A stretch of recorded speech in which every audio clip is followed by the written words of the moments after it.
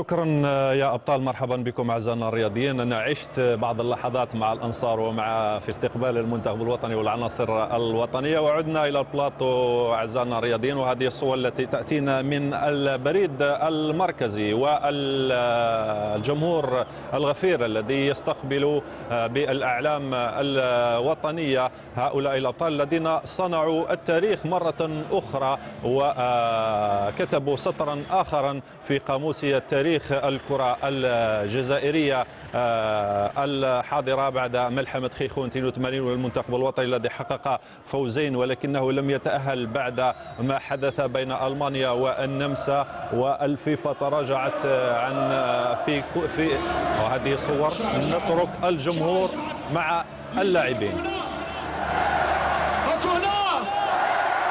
اليوم الرملوها ما ناكلوش الشربة، ما ناكلوش البوراك.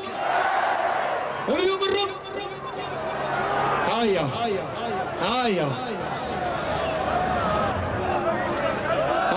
يا خويا، شحال راهي شابة الجزائر.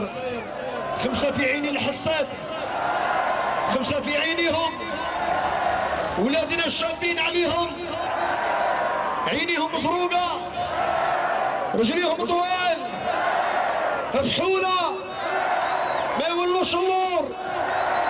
ربحنا روسيا وزيدوا ألمانيا،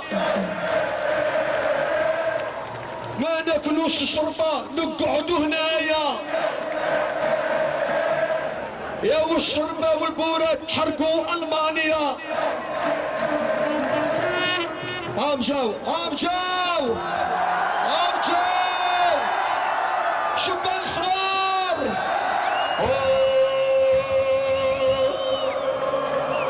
يا سي محمد، يا سي محمد، اجبد شوية، بدلوا العقلية. خسارة ما طحناش مع فرنسا، خسارة. لو كان طحنا مع فرنسا نهلكوها، لا توري يفلع وجوهها، شانديليزي نريبوها. احنا عندنا علي لابوينت، حاسب بن بوعلي،